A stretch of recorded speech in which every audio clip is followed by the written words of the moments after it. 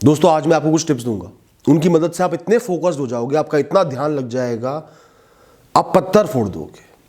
और इसका मतलब है बड़े से बड़ा गोल हो, बड़े से बड़ा कार्य हो, बहुत आसानी से कर जाओगे, पता भी नहीं चलेगा, कोई लोड नहीं लगेगा। और जो आज आप सपनों में भी नहीं सोच सकते वो काम आप कर जाओगे। चाहे वो करियर के रिलेटेड हो, कोई गुण हो, पढ़ाई हो, स्किल हो, या ध्यान ही क्यों ना लगाना। हो सके तो मेरी बातों का जो मैं मेन पॉइंटर्स दूंगा उनका नोट्स बना लेना, ताकि आपके दिमाग में वो आइडिया रहे। फोकस मतलब ध्यान, ध्यान को एकाग्रचित कर लेना। अगर आपको पक्षी की आंख पर तीर लगाना है तो आपका ध्यान होना चाहिए सिर्फ पक्षी की आंख पर, ना पक्षी पर, ना पेड़ पर, ना आसपास खड़े लोगों पर। आपकी आंखें, आपका मन, आपकी बुद्धि सिर्फ उसकी आंख देख रही है, यही ध्यान है दोस्तों। The ability to concentrate on only one matter at a time without diluting your thoughts on others, any other thing. तो ध्यान मतलब आपके सारे ख्याल, सारे विचार सिर्फ एक ही उस ख्याल पर, उस विषय पर, उस वस्तु पर टिके हुए हैं। इस दुनिया में, इस ब्रह्मांड में आपको कुछ और नजर नहीं आ रहा, कुछ समझ में नहीं आ रहा। इस दुनिया में अनगिनत डिस्ट्रैक्शंस होंगी, मन विचलित करने वाले विषय होंगे, पर वो आपको दिखना बंद हो जाए, सिर्फ वो लक्ष्य नजर आए, इतना आप उसमें डूबे हुए हो। कोई चीख रहा हो, कोई भौंक रहा हो, गर्मी हो, सर्दी हो, तूफान हो, आंधी हो, आपका ध्यान सिर्फ वही है। बस आपके दिमाग से थकान का ख्याल, आराम का ख्याल, तनाव का ख्याल, अपेक्षाओं का ख्याल सब गायब हो जाए, तभी आपका ध्यान एक जगह केंद्रित हो सकता है। सबसे पहले फोकस को, ध्यान को समझाता हूं दर्द के जरिए। थोड़ा सा नकारात्मक विषय है, पर आपको समझने में बहुत मदद करेगा।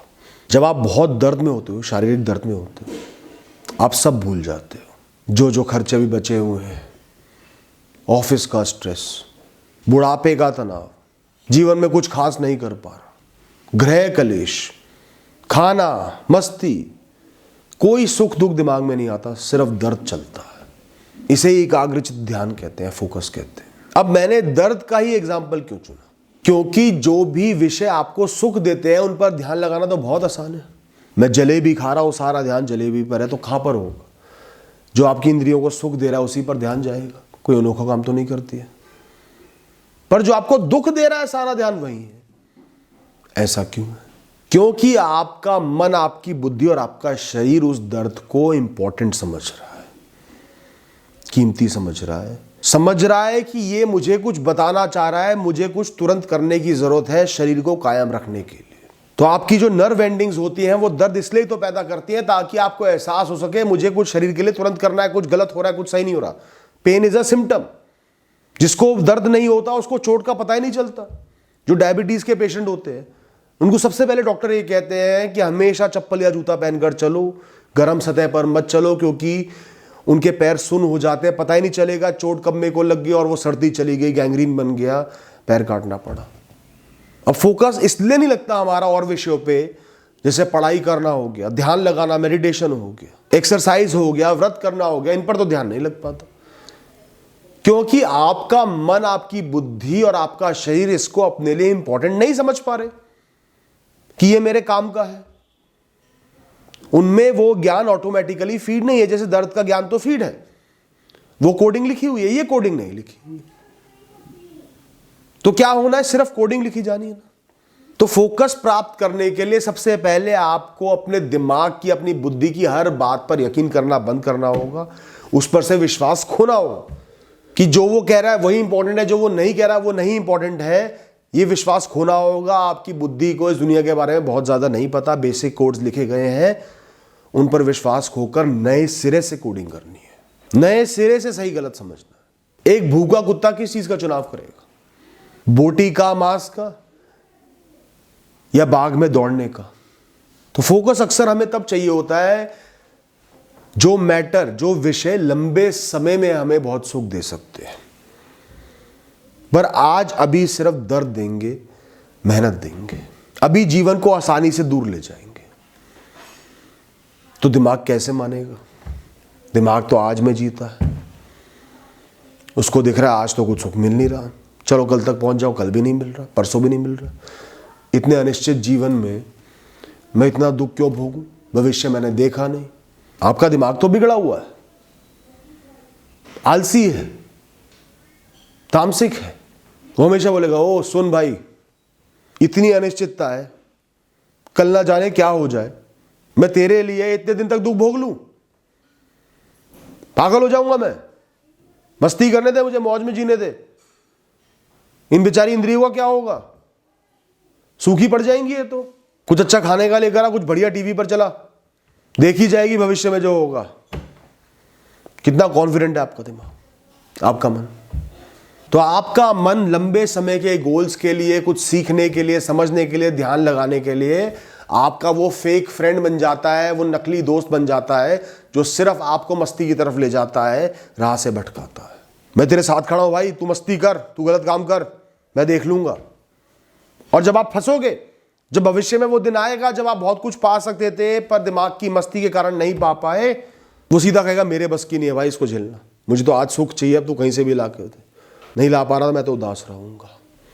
अब ये मंजिल सामने खड़ी हुई है, मेरे बस की नहीं है, मैं नहीं कर सकता, मैं नहीं संभाल सकता, घबराहट दे देगा, तो मुकर जाएगा अपनी बातों से।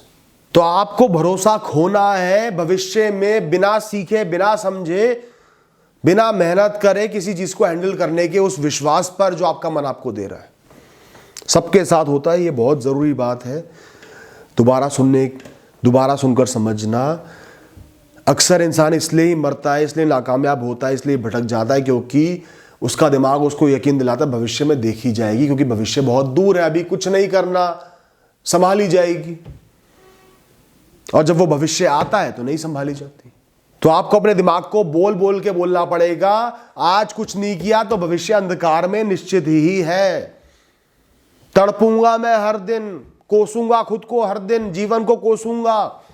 प्रिपरेशंस तो करनी होंगी, आज तनाव लेना होगा, आज वो घबराहट लेनी होगी कि भविष्य में क्या होगा। तो जो भी मैटर है जिसमें आपको फोकस करना है, चाहे पढ़ाई हो, कोई काम हो, कुछ भी हो, आपको सबसे पहले खुद को ये बताना होगा कैसे वो आपके लिए ज़रूरी है, इंपॉर्टेंट है, कैसे वो आपके भविष्य की रचना करेगा। आपको बताना होगा कि उसके बिना मेरा जीवन नहीं चलता, आपको उसे इतना इंपॉर्टेंट खुद को दिखाना होगा। ये नहीं तो कुछ भी नहीं, जहाँ ये भावना आ जाती है ना, ये नहीं तो कुछ भी नहीं, ये हासिल करना ही करना है, वही इंसान सफलता की तरफ आगे बढ़ जाता है। जीवन मृत्यु का सवाल है अब तो ये, मेरा जीवन इस लक्ष्य के बिना, इस काम के बिना नहीं चल सकता भैया।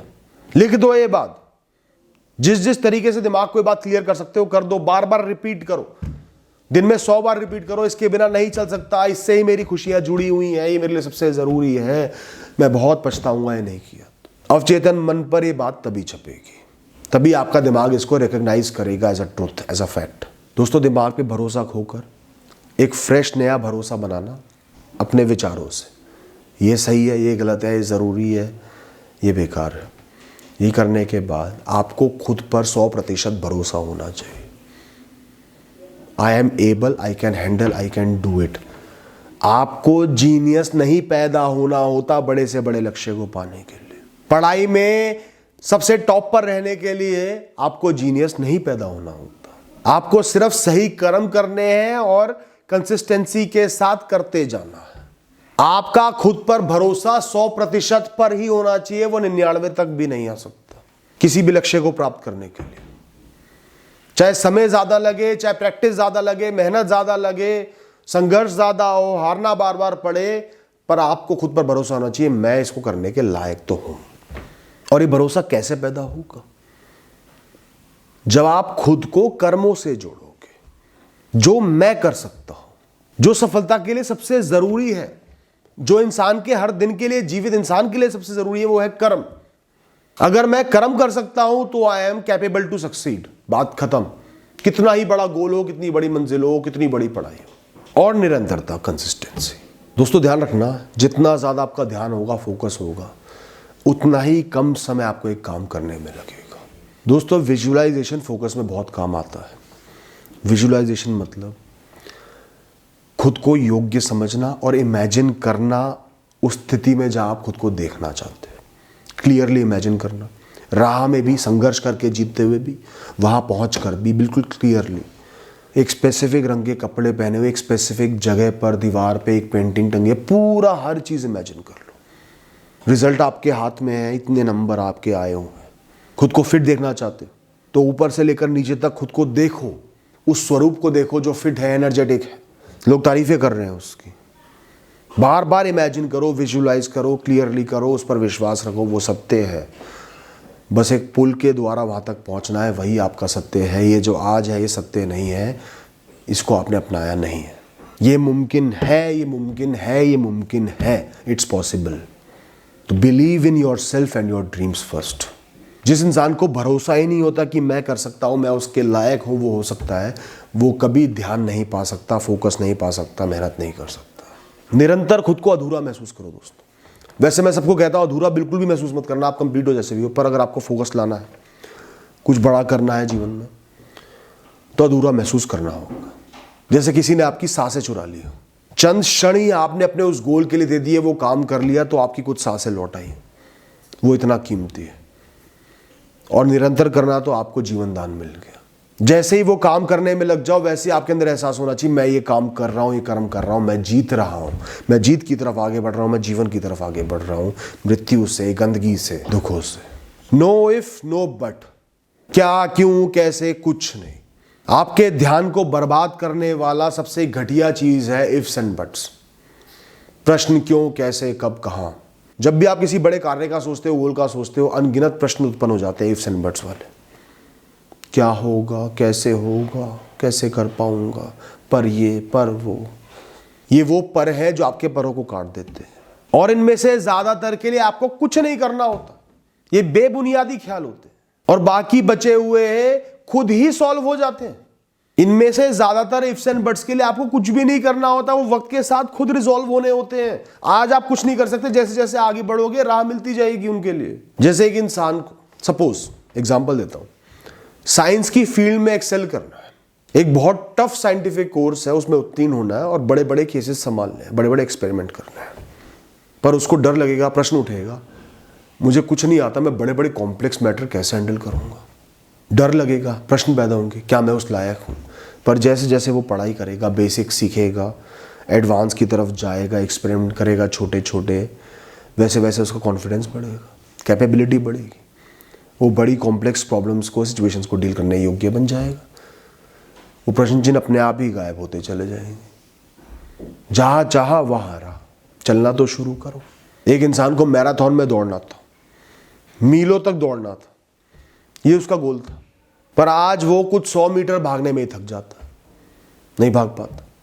तो उसके मन में प्रश्न उत्पन्न हो रहे हैं, कैसे दौड़ूंगा इतने मीलों तक, पॉसिबल ही नहीं। पर जब उसने प्रैक्टिस करनी शुरू करी, धीरे धीरे इंप्रूव हुआ, बेहतर बना और दौड़ लिया मैराथन में। जो लोग कहते हैं मेरे पास संसाधन नहीं है, इतने संसाधन कहाँ से आएंगे, बिजनेस के लिए तो बहुत पैसा चाहिए, कैसे आएगा। भाई चालू तो कर, धक्के तो खा, ठेला तो लगा, एक इंसान से बात तो कर, धीरे धीरे कुछ तो कमाएगा, धीरे धीरे अपॉर्चुनिटी भी आएगी, मौके भी आएंगे, लोग भी जुड़ेंगे। तेरी ईमानदारी को देख के, तेरी क्वालिटी को देख के कोई मौका आगे से बढ़कर भी दे देगा, अपने आप मौके आएंगे। कोई बिजनेस स्टार्ट कर रहा है, वो सोच रहा है इतने ग्राहक कहाँ से आएंगे कि मैं कमा पाऊँ, मैं कैसे कॉन्टैक्ट करूंगा, कैसे पकड़ के लाऊंगा ग्राहकों को। चंद ग्राहक आए, उनको सामान पसंद आया, उन्होंने 4 को बोला, वो आए, उन्होंने बोला, कुछ ग्राहक सप्लायर्स ले आए, कुछ ऐड से आ गए, धीरे धीरे कस्टमर बेस बन गया। अपने मन में ये बात रखो, if something can be done, if it has been done by someone, I can also do it. अगर कोई कार्य हो सकता है इस दुनिया में, इस ब्रह्मांड में संभव है उसका होना, किसी ने भी किसी परिस्थिति में आज तक वो कार्य किया है, तो मैं भी कर सकता हूं। सिंप्लीफाई कर लो अपनी सोच को। और ये प्रश्नों को हटाने के लिए सबसे जरूरी है, आपको तेजी के फेर में नहीं पड़ना, जल्दी के फेर में नहीं पड़ना। आपका मकसद होना चाहिए, मैं समुद्र में छलांग लगाऊं और तैरना तो शुरू करूं। अपनी तीसरी आंख पर ध्यान लगाओ, या फिर अपने माथे के बीच के हिस्से पर ध्यान लगाओ, इससे बहुत बढ़िया फोकस बनेगा। अगर आपका मन इधर उधर दौड़ता रहता है, उल्टे सीधे ख्यालों से भरा रहता है, ध्यान नहीं लगा पाते, कंसंट्रेशन से काम नहीं कर पाते, पढ़ाई नहीं कर पाते, तो हर दिन 3 बार सिर्फ 5 मिनट के लिए शून्यता की सोच के साथ, शून्य के बारे में सोचना है, zero, the mother of everything in the universe, इस ब्रह्मांड में सब कुछ शून्य से पैदा हुआ है। शून्यता पर ध्यान लगाना है, और साथ ही साथ आंखों को बंद करके बीच वाले हिस्से पर ध्यान लगाना है, मुस्कुराते हुए। कोई भी ख्याल आए उसे जाने दो, उसे बोलो नहीं शून्यता, नहीं शून्यता, नहीं, शून्यता सबसे ज़रूरी है। किसी भी सकारात्मक जगह बैठो, वैसे ध्यान कहीं भी लग सकता है, वो आंतरिक होता है, जगह से फ़र्क नहीं पड़ता। पर शुरुआत के लिए किसी पॉजिटिव जगह बैठो, जैसे किसी पेड़ के नीचे, शांत मंदिर में, खिड़की के पास, और सबसे पहले योगिक मुद्रा में बैठकर अपने शरीर को शांत करो, आराम की मुद्रा में आ जाओ। आप हर विषय से मुक्त हो। आंखें बंद करो, अपना ध्यान बीच में लगाओ। आंखों के बीच का जो स्थान है, जो जगह है, उस पर लगाओ। सांसों को धीमा कर लो और गहरा कर लो। अगर शून्यता और माथे के बीच को छोड़कर कहीं आपका ध्यान जा रहा है तो वो आपकी सांसें होनी चाहिए, बस, दैट्स इट। गहरी सांसें, धीमी सांसें, इससे ही आपका दिल, आपका शरीर शांत होता है दोस्तों, ध्यान लगता है। अब ख्यालों को आने दो, जाने दो। आपकी प्रायोरिटी शून्यता है और आंखों के बीच का स्थान है, और दोनों को एक समझ लो तो और बेहतर। यहीं वो शून्य छुपा हुआ है। सोचो शून्य क्या है? शून्य मतलब कुछ नहीं होना। शून्य से हर चीज़ की उत्पत्ति होती है, ईश्वर की उत्पत्ति होती है। हर चीज़ का अंत भी शून्य में ही होता है। शून्यता पर ध्यान लगाओ, शून्य पर ध्यान लगाओ। क्या है शून्य? इस दुनिया में, इस प्रकृति में, इस ब्रह्मांड में सब कुछ शून्य है। शून्य से ही हर चीज़ की उत्पत्ति होती है, हर चीज़ का अंत होता है। शून्य ही ईश्वर की ताकत है। शुरुआत में ये करने से कुछ नहीं हुआ। क्या कर रहा हूँ, ये पागलपना, ये ख्याल आएगा। इस ख्याल पर मत जाना। कुछ तो हो रहा है आपके अंदर, बहुत कुछ हो रहा है। आपके ध्यान लगने की प्रवृत्ति बिल्ड हो रही है, कैपेसिटी बिल्ड हो रही है। बहुत गहरा प्रभाव पड़ेगा आप पर धीमे धीमे। कुछ दिन करोगे, कुछ हफ्ते करोगे, फिर देखना फ़र्क। और जब ये कर रहे हो तो आपको समझना होगा हर चीज़, हर विषय, हर चिंता इंतज़ार कर सकती है इन 5 मिनट का। मरा नहीं जा रहा मैं किसी चीज़ के बिना। भूख भी लग रही है तो मैं मरा नहीं जा रहा। कोई भी सेंसरी साइन, कोई भी इंद्रियों को मिलने वाला सिग्नल इस समय सिर्फ डिस्ट्रैक्शन है। चाहे वो सुगंध हो, चाहे वो आवाज़ हो, चाहे वो गर्मी हो, चाहे वो ठंडक हो, चाहे वो खुजली हो, चाहे वो पसीना हो, चाहे वो जल्दबाजी हो, चाहे वो घबराहट हो, सिर्फ डिस्ट्रैक्शन है। ये आपकी फोकसिंग एबिलिटी को मल्टीप्लाई करेगा। Practice in a high distraction environment. ध्यान लगाने का अभ्यास वहाँ करो जहाँ सबसे ज़्यादा व्याकुलता है, सबसे ज़्यादा आवाज़ें हैं, सबसे ज़्यादा शोर है, चीखें हैं, डिस्ट्रैक्शंस हैं। सबसे पहले खुद को वर्ष दे दो, उसके आगे सब कुछ बेहतर लगने लगेगा। और ये इंस्टेंट रिलीफ देता है, इंस्टेंट। बहुत स्टूडेंट है मेरे पास, भैया घर में बहुत आवाज़ें रहती है, बहुत शोर रहता है, चिल्लम चिल्ली रहती है, हम पढ़ाई नहीं कर पाते, नहीं ध्यान लग पाता। मैंने उन्हें कहा इसके साथ साथ एक काम और करो, तुम्हारे पास स्पीकर होगा, फुल वॉल्यूम पे गाने और चला दो। अब पढ़ाई करने का प्रयास करो। कोई बोझ मत लो, जितना पढ़ पाओ उतना पढ़ना और समझना भी है, उसी तेज आवाज में, फुल आवाज में। प्रैक्टिस करो उसकी, अभ्यास करो। कोई घर में नहीं बजा सकता म्यूजिक तो मैंने कहा भीड़ भाड़ वाले इलाके में जा, किताब लेकर जा, वहां पढ़ने का प्रयास कर। जितना पढ़ पाए पढ़, पर समझना है, समय लगाना है, आधा घंटा लगाना है। हर दिन चंद मिनट, 15-20 मिनट या आधा घंटा, एक हफ्ते तक ये करना है। और जिसको भी मैंने बताया, जिसने ये किया, उसको घर की वो डिस्ट्रैक्शंस, वो आवाजें चुभना बंद हो गई। और मैंने टेक्निक पता है कैसे सीखी? ईश्वर ने मुझे कैसे सिखाई। मैं हर सुबह मंदिर जाता हूँ, मंत्र जाप करता हूँ लगभग आधे घंटे तक। पूरा ध्यान मंत्र जाप पर होता है। अब कई बार कोई त्योहार आता है, नवरात्रे आ गए जैसे, तो मंदिर में भजन कीर्तन होने लगता है, बहुत तेज आवाज में होता है, सब लेडीज गाती हैं, नाचती हैं, सेलिब्रेट करती हैं। तो उस समय थोड़े से कॉम्प्लेक्स जो मंत्र होते हैं उनका जाप करना बहुत मुश्किल हो जाता है, उन पर ध्यान लगाना बहुत मुश्किल हो जाता है। पर मैंने कहा ध्यान तो लगाना ही है, धीरे धीरे पढ़ूंगा। अटक गया, दोबारा पढ़ना शुरू कर दूंगा, पर करना तो है ही। तो जब पहली बार 8-9 दिन मैंने निरंतर वो करा, उस नॉइजी एनवायरनमेंट में, उन आवाज़ों में, हालांकि वो सकारात्मक आवाज़ है पर बहुत तेज़ है, जब मैंने वो करा उसके बाद मेरा कंसंट्रेशन बहुत बढ़ गया। जब वो आवाज़ें चली गई, नॉर्मल टाइम आया, तो भी थोड़ी बहुत आवाज़ें रहती है, घंटों की आवाज़ें रहती हैं। कोई जाप कर रहा होता है, साइड में बैठकर ज़ोर से कर रहा होता है, वो आवाज़ें पहले मुझे बहुत चुभती थी, पर इन 9 दिनों के बाद वो आवाज़ें मुझे बिल्कुल महसूस होना ही बंद हो गई। इतना फोकस मेरा बढ़ गया, क्योंकि उस बहुत तेज़ आवाज़ में मैंने ध्यान लगाना सीख लिया। तो हमारे शरीर और हमारी बुद्धि में बहुत ताकत है, असीम ताकत, एक्सट्रीम को झेलने की ताकत है। पर हम किसी लोअर लेवल पे अटके रहते हैं। तो वहीं पर पहुंच जाओ ना, पहले उसी का सामना करो, फिर वो लोअर लेवल आपको महसूस भी नहीं होंगे। पहले मैं कॉर्पोरेट में था, फुल्ली एयर कंडीशन, मैं नहीं समझता 16 डिग्री से ऊपर टेम्परेचर में रहता होगा। दिल्ली की तपती गर्मियों में भी मैं जैकेट पहन के जाता था, आदत पड़ गई उसकी। फिर वो छोड़ते ही गर्मी से तपती हुई फैक्ट्रियों में, टीन के शेड में, जहां मेटल गल रहे हैं, 50, 55, 60 डिग्री का टेम्परेचर है, केमिकल है, धुआं है, उसमें जाना पड़ा। हालांकि बहुत शौक से किया, कमर पे छाले पड़ गए, सांस उखलने लगा, कई प्रॉब्लम आने लगी, थकान होना, इरिटेशन होना, खुजली होना। पर कुछ हफ्ते वहां निकालने के बाद लाइफ लॉन्ग के लिए मेरा एक स्टेमिना बन गया। फिर तो मुझे उस तपती गर्मी में ज्यादा पानी की भी जरूरत नहीं पड़ती, इतना मैं आदी होगी, अडॉप्ट कर लिया मैंने। और वो एक्सट्रीम चीज थी, उसके बाद उतना एक्सट्रीम मैंने नहीं देखा लाइफ में, तो बाकी चीजों से बहुत आसानी से अडॉप्ट कर लिया। उस किस्से के बाद मुझे थोड़ी सी एसी में सोने की आदत थी, पूरे दिन गर्मी में रख लो पर रात को एसी में सोने की आदत थी, वो आदत भी चली गई, पंखे में सुला लो, कोई दिक्कत नहीं। तो increase the level of distraction to the worse, bear it, face it, do as much as you can, and slowly you will not feel any distraction. एक पिक्सल पर, एक अणु पर, एक बिंदु पर ध्यान दो बस, पूरे चित्र पर नहीं। मैंने देखा एक दिन मेरे बेटे ने बड़ी जटिल ड्राइंग बनाई, स्केचिंग करी, मुझे विश्वास ही नहीं हुआ कि इतने छोटे बच्चे ने कैसे करी। मैंने उसे समझा, उसने फिर यूट्यूब पर एक वीडियो दिखाई।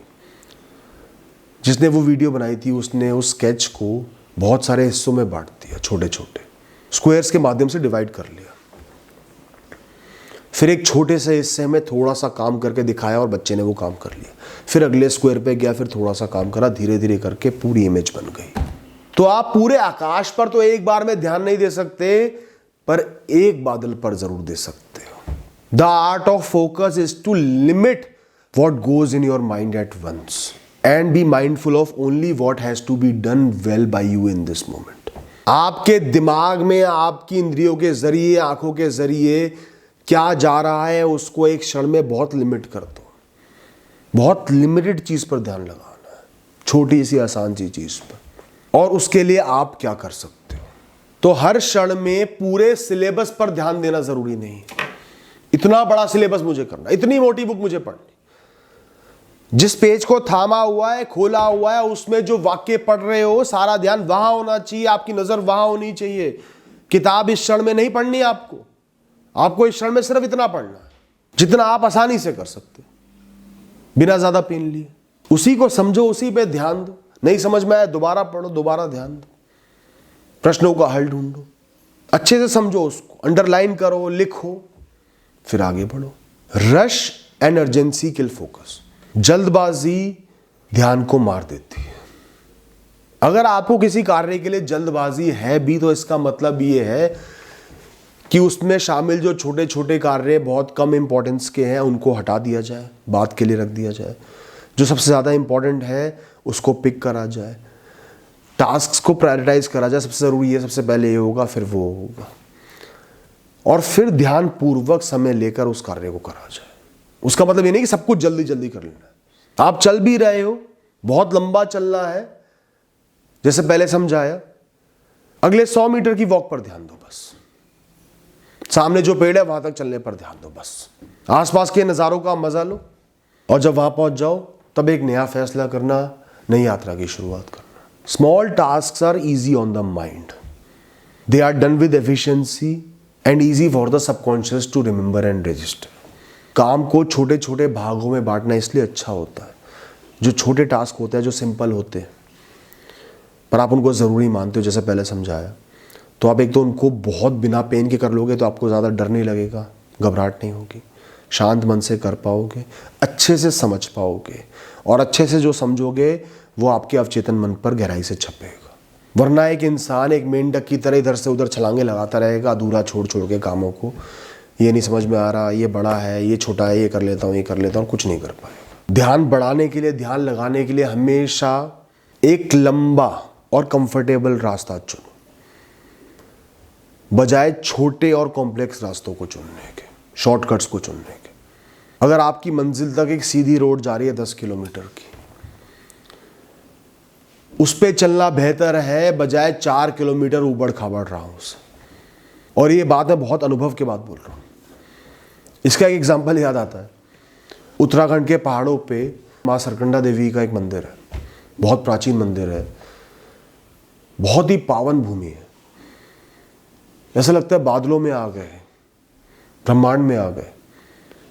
बड़े से बड़े पहाड़ भी नीचे नजर आते हैं, इतनी ऊंची चोटी पर वो बना है। चढ़ाई वहां की थोड़ी कठिन है, बहुत कठिन नहीं है पर थोड़ी कठिन है। एक राह तो जा रही है सीधा सीधा, एक रास्ता जा रहा है सीधा सीधा, हालांकि वो भी सीधा नहीं है, बहुत चढ़ाई है उसमें, और बाकी है सारे शॉर्टकट्स, इधर उधर झाड़ियों में से पत्थरों में से हुआ के पहुंच। अब जो शॉर्टकट है वो बहुत ही शॉर्ट है, तो देखने में ऐसा प्रतीत होता है कि शॉर्टकट से तो आधे समय में पहुंच जाएंगे। तो कुछ साल पहले की बात है, हम वहां चढ़ाई कर रहे थे, तो हम 2-3 लोगों ने कहा हम तो शॉर्टकट से पहुंचेंगे, और जो उम्र में थोड़े बड़े थे, जिनका स्टेमिना थोड़ा कम था, उन्होंने कहा नहीं हम तो सीधे सीधे आएंगे। और आप यकीन नहीं मानोगे, वो लोग हमसे पहले पहुंच गए। ज्यादा कॉम्प्लेक्सिटी जो होती है ना, वो आपका ध्यान भटकाती है, क्योंकि आपको क्लैरिटी नहीं मिल पाती, और क्लैरिटी नहीं मिलती तो आप कंफ्यूज हो जाते हो, डरने लगते हो, घबराने लगते हो। जैसे किताब है, एक किताब होती है इतनी मोटी, एक किताब होती है इतनी सी, दोनों उसी सिलेबस को समझा रही है। तो जो पतली है, जायज सी बात है कि वो बहुत शॉर्ट में समझा रही होगी, टेक्निकल टर्म ज्यादा होंगे, एक्सप्लेनेशन एग्जांपल्स कम होंगे। कैसे समझोगे? पहला पेज ही खोल के बैठोगे, इतना उलझ जाओगे, बुक को छोड़ दो। और जो बड़ी किताब है उसे देखने में डर लगेगा, भाई इतनी मोटी किताब कैसे पढ़ूंगा। एक पेज खोलोगे, एक एग्जाम्पल सामने आएगा, इजी एक्सप्लेनेशन सामने आएगा, क्लैरिटी आएगी उस टॉपिक को लेकर, आगे बढ़ पाओगे। तो ध्यान के लिए थोड़ा सा धीमा होना, क्लैरिटी आना हर क्षण के साथ साथ बहुत जरूरी है। दोस्तों, एक रूल है 10 हार्ड डेज रूल, 10 दिन की कश्ती का रूल। किसी भी काम में, विषय में फोकस बनाने के लिए, ध्यान जमाने के लिए, चाहे वो वर्जिश हो, एक्सरसाइजिंग हो, चाहे वो पढ़ाई हो, चाहे वो ट्रेनिंग हो, कुछ सीखना हो, कोई गुण हो, कोई कला हो, शुरू के 10 दिन आपको निरंतर वही काम करना है। ये रूल अगर आपने अपना लिया, आप सितारों की तरह चमकोगे दोस्तों, कोई नहीं रोक पाएगा। और लॉन्ग टर्म के लिए बहुत बेहतरीन फोकस आपका बन जाएगा। कैसे बनेगा? हजारों दिन का जीवन है, सिर्फ 10 दिन एक कार्य के लिए निर्धारित कर दो। कोई बड़ी चीज नहीं है, बहुत छोटा सा समय, 10 दिन कर ही सकते हो, सब कुछ कर सकते हो 10 दिन। सिर्फ वही कार्य करना और आराम करना है, वही कार्य करना, आराम करना, जितना कर पाओ। मैं नहीं कह रहा पूरे दिन पूरी रात करो, जितना कर पाओ करना वही है, और ये आराम करना है, सोना है, खाना है। कुछ समझ में आ रहा है, नहीं आ रहा, फेलियर हो रहा है, सक्सेस हो रही है, कॉम्प्लेक्सिटी आ रही है, सीधा सीधा काम हो रहा है, जो मर्जी हो रहा हो, जैसे मर्जी हो रहा हो, 10 बार अटक रहे हो, 100 बार अटक रहे हो, 10 गलतियां कर रहे हो, कुछ नहीं सोचना, 10 दिन निरंतर वही करना है। जैसे इस 10 दिन में आपका बड़े से बड़ा सपना पूरा हो जाएगा, और ये सच भी है दोस्तों। ये 10 दिन तुम्हारी सफलता की चाबी है। 10 दिन के लिए आपको दोस्तों को, यारों को, वेब सीरीज को, गेम्स को, हर चीज को नकार देना, हटा देना अपने पूरे भविष्य के लिए, हजारों दिन के लिए। कोई बड़ी चीज नहीं है। अब ये कार्य पता है क्या चमत्कार करता है? यह आपके अंदर कॉन्फिडेंस बनाता है, उस कार्य को करने का, समझने का। आपकी उससे जान पहचान बना देता है। आप अनजान नहीं रहते, आपकी घबराहट निकल जाती है कि मैं ये नहीं कर सकता, ये मेरे बस की नहीं है। आपके अंदर सेल्फ बिलीफ आता है, आई कैन हैंडल इट। 10 दिन निरंतर कर लिया ना, तो कुछ तो कर ही लिया होगा, कहीं तो पहुंचोगे ही। आपके अंदर वो भरोसा जमता है जो किसी भी गोल को फोकस से करने के लिए सबसे ज़रूरी है। ज़्यादातर लोग पहले कुछ दिनों में ही एक गोल को त्याग देते हैं, क्योंकि वो ये गैप फिल नहीं कर पाते, वो इनिशियल कॉन्फिडेंस नहीं जमा पाते कि मैं कर सकता हूँ, जो आपने उन 10 दिन में कर लिया। ये काम आपके अंदर मोमेंटम बिल्ड करता है। जैसे एक गाड़ी को पहाड़ के नीचे उतारना है, गाड़ी रुकी हुई है तो सबसे पहले धक्का देना जरूरी है, उसको स्टार्ट करना जरूरी है। एक बार वो स्टार्ट होगी, इंजन चालू करने की भी जरूरत नहीं, वो अपने आप नीचे चलती चली जाएगी, ब्रेकों का सही इस्तेमाल करोगे। उन 10 दिन के बाद फिर से नया टाइम टेबल डिसाइड कर लो। उसके बाद सिर्फ वही नहीं करना, बाकी चीजें भी करनी है, उनको भी वापस लाओ, उनको भी वापस लाओ अपने हिसाब से, फिर आगे बढ़ो। सबसे जरूरी है लिखना दोस्तों।